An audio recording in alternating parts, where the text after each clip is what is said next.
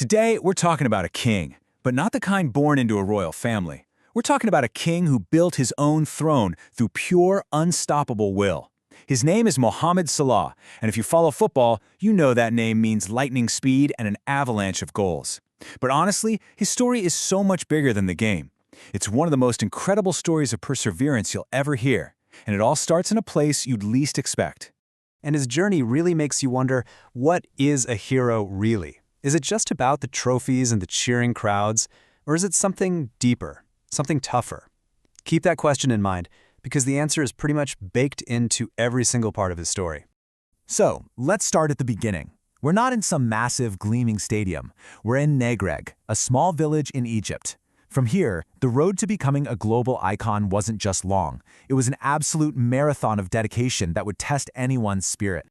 Get this, 4 to 5 hours. That's how long a young Mo Salah spent on buses every single day just to get to and from football training.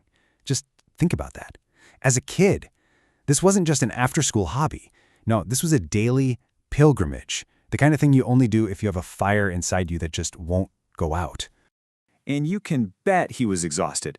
On top of that, you had the doubters, the people telling him he was too small, not strong enough, that he'd just never make it professionally. But the belief he had in himself, it was just stronger than his tired body and way louder than any of the criticism.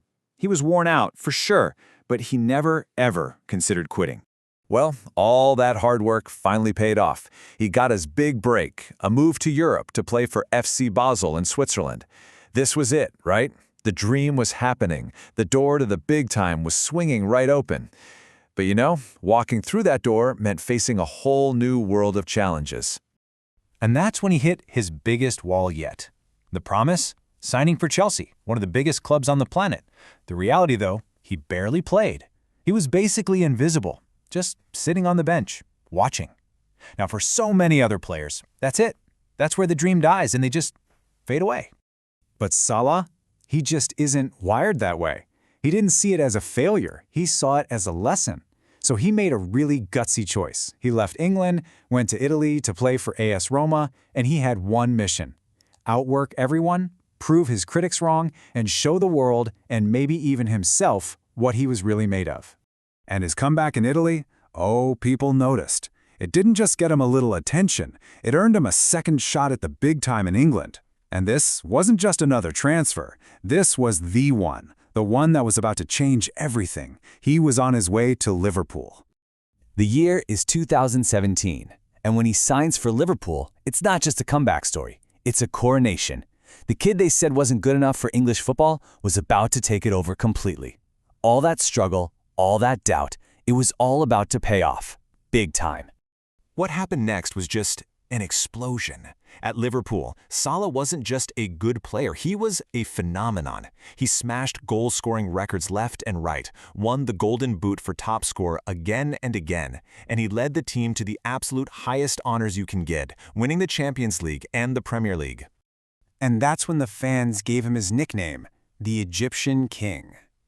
It's more than just a cool name. It's a title that shows just how much he means to people, not just as a player, but as a hero and a source of incredible pride for millions in Egypt and all around the globe. Okay, so this is where we come back to that first question. The awards and the records are amazing, no doubt, but the thing that makes him a true hero, the reason his story is so inspiring, has so little to do with what happens on the pitch. He's become this global superstar, but he's stayed famously humble and generous. He's donated millions to build hospitals and schools back home. He's never once forgotten where it came from. He uses his incredible success to lift up the very community that first lifted him up. So, what's the big takeaway here? What can we learn from all this? Because his journey isn't just an amazing story. It's pretty much a blueprint for how to chase down a dream, whether that's in sports or, well, anything else. It really boils down to 4 powerful ideas. First, hard work is everything. It will always, always beat lazy talent. Second, failure isn't final. It's feedback. It's not a dead end, it's just a redirection. Third, stay humble. Never forget your roots. And fourth, and this one might be the most important, believe in yourself. Especially when it feels like no one else does. That belief is your rocket fuel. When you look at it all, Mohamed Salah's story is just proof. It's proof that with relentless work, a humble heart, and a belief in yourself that nobody can shake, the gap between a tiny village and the world's biggest stage, well, it can be closed. He is living, breathing proof that crazy, impossible dreams can and do come true. So I'll leave you with this. His entire journey started with a dream that probably sounded impossible to everyone around him. So, what about you?